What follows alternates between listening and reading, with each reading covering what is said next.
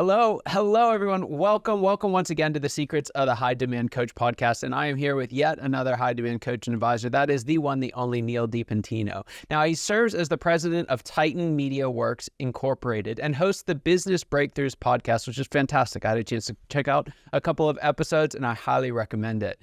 Now, with over 4 decades of experience in high-level sales and marketing across various channels, Neal has collaborated with multiple clients from small businesses all the way up to Fortune 500 companies. And his expertise is helping businesses to optimize their marketing and their advertising investments for maximum ROI. Now, he believes that many companies face challenges or setbacks simply because they fail to recognize that these tools or they lack the knowledge to leverage readily available resources. And that's what we're going to talk about here today in just a moment. But before that, I'd love to hear, first off, Neal, welcome to the show. I'd love to hear a little bit of, what's the story behind this? How did you get into becoming president of Titan Media Worx, and what ultimately led you to make that leap? Well, thank you first of all for having me on your show. I appreciate it, Scott. I got to tell you, it was kind of all by accident. I had no intention on being in this business whatsoever. I was in radio. That was kind of the career path that I wanted to take. I actually, what happened was I was looking at a job in Galvin, New Mexico, and I drove down there in a snowstorm to interview for the job. They didn't even know I was coming. I said, I want this job badly enough. I'm going to go down there and do whatever I can to get the job. And so that's what I did. And so while I was there, they said, look, we'd like to offer you the jobs doing the morning show with us. But in small market radio, everybody does something else. I mean, we all have multiple jobs. You won't just do one thing. And I said, sure, I'm glad to do anything else you want me to do. What do you want? And they said, sales. Will you do sales? I said, sure, I could sell. I had never sold anything in my entire life. I had no idea, how to sell anything. I mean, but I figured, how hard could it be, right? And sometimes ignorance is bliss. And for me, it was. Eventually, I became sales manager of the radio station and transitioned out of radio for a long, long time and got into sales and I've made a really great career in sales and marketing. Marketing has always been really a big part of what I've done. And because I never felt like I was really a great salesperson. So I use my marketing skills to be able to close sales and help people, find solutions for what they, for whatever they had in their businesses and everything. And that's kind of how the whole thing kind of got started. I have my own business called DPA Media. We've been doing that, the marketing for clients for years and years and years. And then recently I partnered with Cash Miller, who owned Titan Digital here in Tennessee, to do podcasting. So we're using podcasting really as a lead generation tool for that business. Eventually we realized we had a great opportunity with podcasting to provide production services and booking and other services for other people who wanted to be in this space. So we eventually sold the marketing company, and now this is pretty much what we do. Wow. That's kind of the story, the history. Fantastic. Well, version anyway. Yeah, what I love about kind of your take and what I've seen as I was researching for the episode is that kind of sales first mentality for marketing. I think marketing for marketing's sake is a pet peeve of mine. It drives me bonkers, right? We had a lot of likes. Did you sell something? But everyone liked it. So I want to kind of dive into that mentality, that mindset that you bring to marketing, particularly as a tool to drive sales and get that ROI. So first question that I have kind of out of the gate here is, how should business leaders think differently about marketing and advertising just out of the gate? Well, I think a lot of that depends on the type of business that, we're talking about. I deal with, small business people where everybody, people from the service industries, restaurant, food service, that type of thing. And in my experience, a lot of people come at you and say, well, you got to build that brand, which is a true story. You do need to build a brand. But a lot of people try to build a brand without getting an ROI. Okay. And what I mean by that is, they'll choose advertising resources like maybe, and I'm not knocking magazines. I worked in that industry as well, but magazines, basically provide you in general with a great branding opportunity, but there's no ROI attached. There's no way to track that type of thing. So what I like to do is I like to look at advertising resources outside and inside the business that will actually bring an ROI while branding, simultaneously. So that's kind of my approach at that. Yeah. Now you mentioned outside and inside. So what are some of the top opportunities that you usually see as advertising inside of a business? Well, I think a lot of it has to do with personnel. I mean, look, the best customer is a repeat customer. Now that's sales 101, right? And so what are the things that we're doing to keep those people coming back? Now I can spend, hundreds of thousands of dollars on advertising to draw people in from the outside, to fill that pipeline, if you will. But then what kind of tactics am I doing to make sure that once those people are in, that I get them back again and again and again and again. We're not looking at just that one-time customer. We're looking at the lifetime of a customer who comes back and becomes a loyal customer who not only, comes back themselves, or and say like in a restaurant, eats there several times a week, several times a month. We want to increase that as much as we possibly can. So if they're coming in one time a month, we want them to come twice a month, every other week, or we want them to come in every week, that type of thing. But also we want them to become brand advocates for us. We want them to going out sharing their experiences with others, because that's where word of mouth kind of comes into play. We want them to go out. We want them to promote our business on social. We want them to talk about their business with our business with their friends, that type of thing. So we need to do everything we possibly can internally with our employees, with whatever resources are available to us, to make sure that happens. I once had an opportunity to hear Dan Cathy from Chick-fil-A, of Chick-fil-A fame, talk about some of their marketing strategy. And he said, the cows have won award after award after award in the marketing space, but they pale in comparison to the moms who are posting on Instagram. And just that raw ability to make, like you mentioned, brand advocates that are out there doing the work for you is such a powerful tool. And again, leading off with that, I love that idea of looking at advertising not as just how you attract new customers, but how you keep the customers that you have and continue to work with and sell into that space. One of the questions that I bump into with clients of mine is they're kind of looking at, they've got a challenge, they're facing a problem, and marketing is one of the potential solutions, right? Well, maybe we just need to go out, we're not growing as fast as we want, maybe we need to spend some money on marketing. You even mentioned it in some of your stuff on the bio. What are some of the challenges that businesses face, especially in that kind of small to medium size range, that are actually rooted in their issues with their marketing or advertising? First of all, I think, money, obviously. I mean, it's expensive to advertise, externally.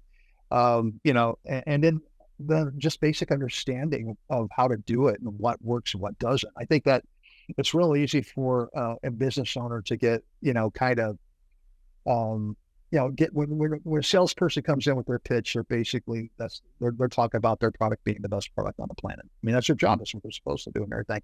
They're not coming in as an advisor. They're coming in and sell their product and everything. So it's hard for a business owner who has limited amount of time, limited amount of resources in the beginning to start with, to kind of, filter out the BS, if you will, and make that kind of decision. And it's not even just, making a bad buying decision. Sometimes maybe the decision that is being put in front of you is a great decision, but you blow it off because you've heard so many people, so much stuff coming your way. So I think that's probably one of the biggest challenges. And then the other part of it, as we mentioned, is trying to figure out ways to get that customer to come back in through loyalty programs, just employee interaction.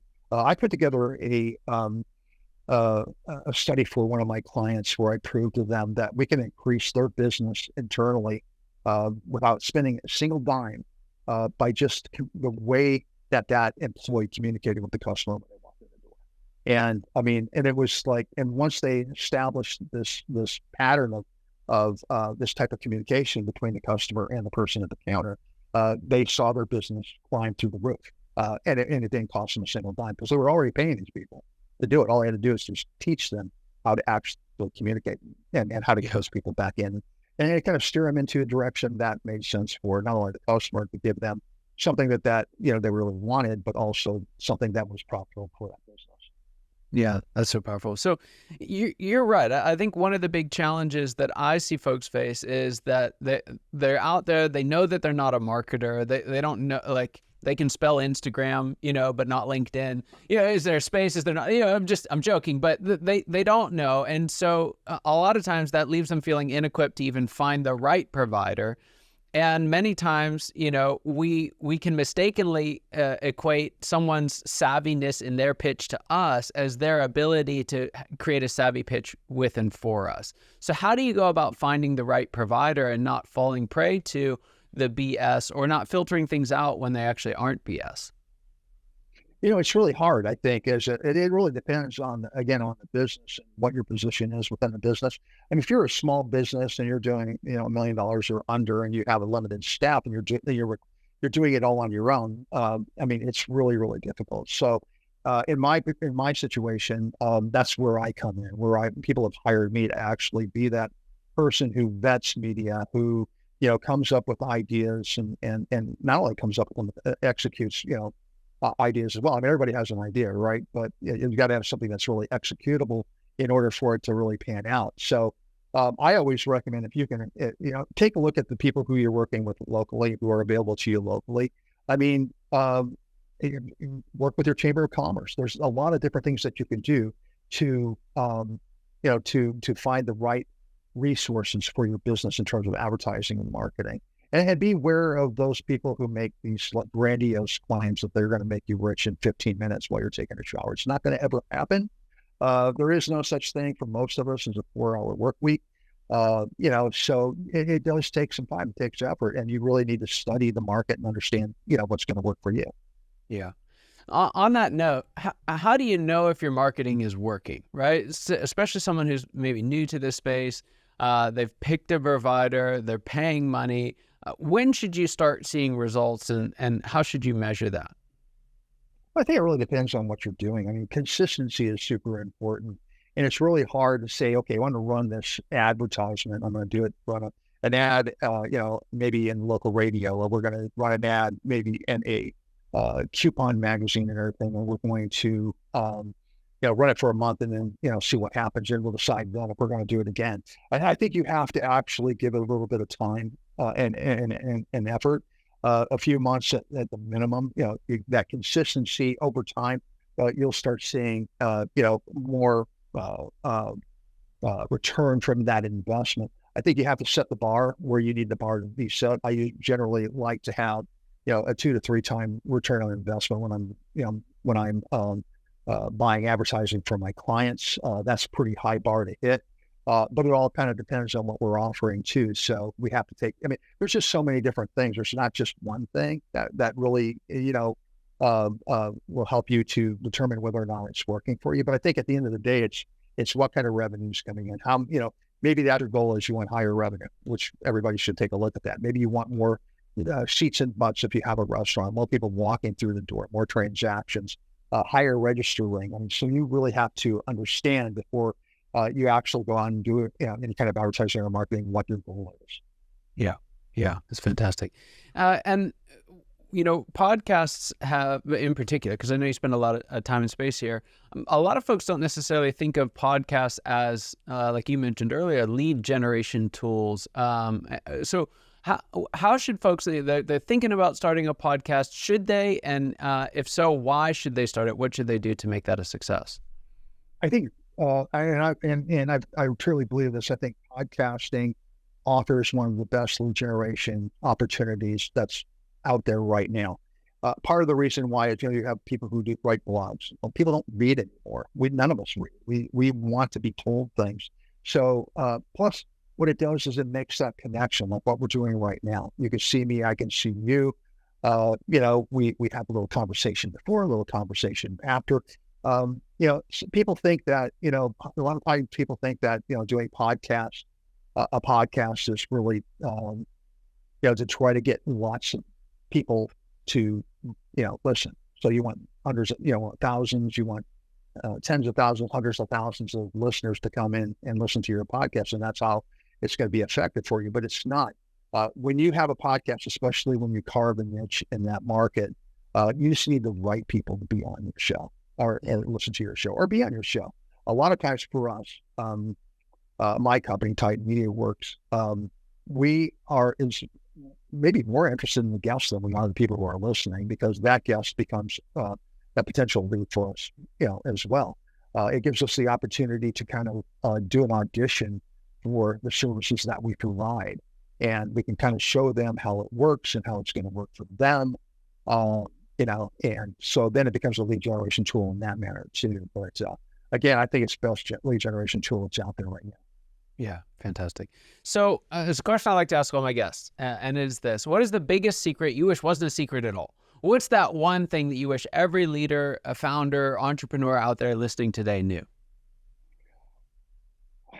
I don't know if it's necessarily a secret or not, but I think a lot of us think that we're on an island by ourselves, and there's a lot of help out there for us. Business coaches, business breakthroughs. My podcast is about working with business coaches and consultants. And what I found, it was interesting that a lot of the coaches that I talk to are helping other people actually have coaches themselves. And they're getting guidance and mentorship from people who, have been in business and have been through different situations. They don't know everything. We don't know everything. So it's always great for us to have somebody that could potentially help us. Again, I don't know if that's a big secret or not, but a lot of business owners maybe don't even think about it because they're so busy, so focused on the day-to-day tasks that at the end of this I hear it way too often probably, but they're working on their business or in their business, not on their business. So I guess that's what I would say. Yeah, that's so true. I've told many a client, alone takes a long time. Sure, you can do it alone, right? Do you want to? Why would you want to? There's so many folks out there that you can access. So, absolutely. So some folks listening to this and it's like, finally someone I can trust, right? Maybe they've been bitten by marketing stuff in the past, or they're just afraid of getting started on it. And they finally found someone here who gives it to them straight, who can help them navigate that space. Or maybe even they're thinking about starting their own podcast. How can they find out more about you and your organization? Well, we are very involved in LinkedIn, so you can get in contact with us, either myself or any of my partners on LinkedIn. We have the Titan Media Worx website, which is titanmediaworx.com. Worx is spelled W-O-R-X. Or you can reach out to me directly through an email, Neal, N-E-A-L, at Titan Media Worx, Worx spelled W-O-R-X, .com. And we're glad to talk to you and tell you a little bit more about what we do and how we might be able to help you. That's fantastic. Well, Neal, thanks so much for being on the show. It's just an honor and privilege having you here. I really appreciate your time today and the wisdom and advice that you shared. And for those of you listening, you know that your time and attention mean the world to us. I hope you got as much out of this conversation as I know I did, and I can't wait to see you next time. Take care.